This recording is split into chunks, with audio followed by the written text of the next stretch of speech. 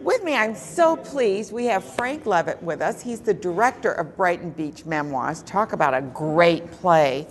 And then we have Mark David with him, and he plays Jack in the play. So let's talk about this play. Let's. Yeah, it's a great play. It's a wonderful show. I love that story. Yeah, it's a great show. It's the first of the three of the trilogy of his semi-autobiographical. Semi-autographical. Yeah, it's not quite, but gets I the can't believe general all idea. that happened, but Right. you never know. Certainly not in the span of 4 days.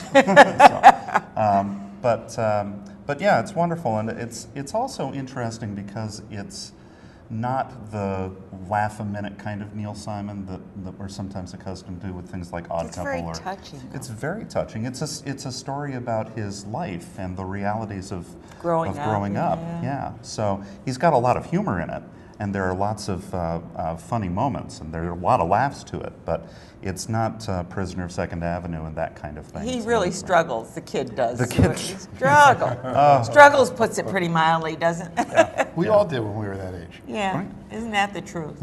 Yeah.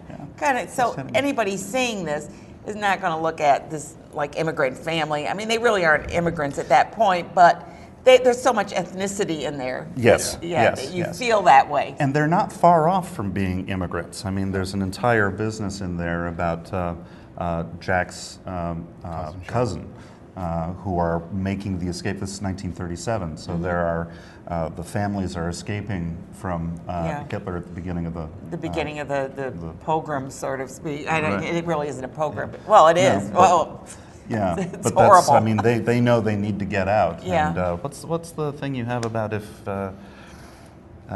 you're Jewish? If you're Jewish, you have a cousin suffering somewhere in the world. Yeah. oh, really? Yeah, that's a great I line. mean, yeah, it's wonderful. It says a It's lot about it was a tragic time, and these people that came to this country were looking for security and opportunity. Well, and the families that were already here were trying to make sure that their families came over here to Yeah. be safe and free. That's to right, to that's right. make room for them Correct. here. The play deals mainly with the young approach to Mm-hmm. this, but it has some wonderful characters in it. The adults in it, the older people, the sister, and I mean, there's so much. Who is your favorite character? They're all really beautifully drawn. The characterizations are all wonderful. A favorite character.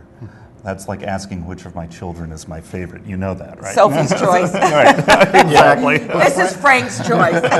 When you read the script, Frank, what was the one character where you actually said, Yeah, I want to play that role. Well, that pretty much, there are only 3 guys in that role, and 2 of them are too young for me to play. Yeah. That narrows No, it down. I think I really enjoy Eugene because he's beautifully drawn in Yes. that he is.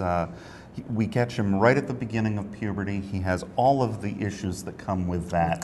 With girls. Checking and out his sister. And his cousin, and his relationship with his relationship with his mother. His mother's always yelling at him, and he doesn't really quite know why, because he isn't quite mature enough yet to realize that he's being a pain in the And the neck a lot, father. you know. I mean, there's just The so fa- many wonderful characters. The relationships are all really, really beautiful. Yeah. Would you recommend this for kids? How young? PG-13. PG-13. PG-13. There are a few curse words. Okay. And there are Which some, I'm sure kids at 13 have never heard. yes, I'm sure. And there is some content which is inappropriate? inappropriate. Could Okay. be. Yeah. Well, that- I But mean, that has it's to do with puberty and has to do Growing up. with attraction to the Nectarines. opposite sex and nectarines and peaches. David's been on the show before. You've performed in a number of productions. Yes. And Classic Theater quite a few times. this is what, how many years? 15, 20th, or whatever? In 15th year acting, or? No, I mean, how many years have you been doing this? Doing 4, I think. Oh, just 4 years? Yeah, just Okay. 4 years. Okay, it seems like I've seen your name so much. He's loaded a lot into those 4 Yeah, I'm years. sure because I the see thing, your name a lot. Yeah, doing I that. do a lot of shows in a year. I try to squeeze in as many as Right, possible. and it's difficult because you have a job. I mean, you do other things. Yeah, I have a full-time job and a part-time job, and, Yeah. then this. And this, I don't know how you do it, because I know that it's like 6 weeks out of your life.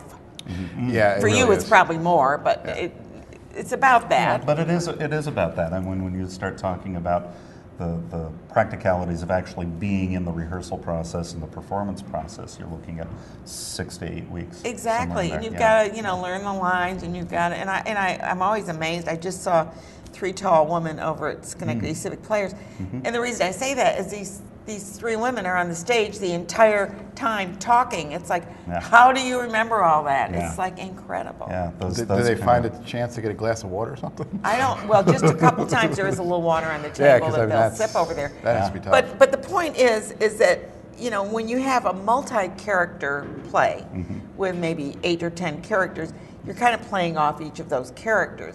Sometimes when you only got a few characters, and I don't know if you saw it, but there was a time in part of it where she repeats the lines because that's part of it because she's kind of got memory loss. So I'm saying when you start repeating lines. Yeah. You don't know where I am in this. Yeah. How do you know where to go from It's there? about picking Yeah. up the line, your last line, and wait a minute, where am I? Waiting for Godot. Oh my you look at gosh. these things like two-person show with somebody coming in once in a while, or those kinds of things. I've done Tevye on a number of occasions in Fiddler, and that's a show where he's on stage for all but maybe three or four my scenes. God. But at least he's got 3 or 4 scenes. Yeah. It's Brighton Beach is similar to that for the character of Eugene. Because it's his story and he's telling us the story. Yeah, It's yeah. not he'll step out of the scene sort of to talk to the talk to audience the audience. about what's going on. That's wonderful, yeah. And those are all wonderful. So we he does have his chances to get off stage, but it's a demanding role. And Andrew Patnode's doing a really nice job with it. You've got a good cast. I've I got know a that you terrific cast. always have a really great cast. I do want to Great cast. mention that it's the Classic Theater Guild. Their home here is at Proctors. Are you performing this at the GE Theater or at the Fenimore Gallery? We're in the Fenimore. The Fenimore Gallery. So check it out because they do a wonderful job. It's a very intimate theater when it's set up. Yes, You're it like is. on the stage almost. That's right. But it's really so nice to be able to get that close to your actors. And we want to mention the dates. It's going to be running the February 15th through the 17th, the 21st through the 24th at Proctors. You can get your tickets through proctors.org. Or maybe even go to their website and check it out. I'm sure maybe you can get them that way.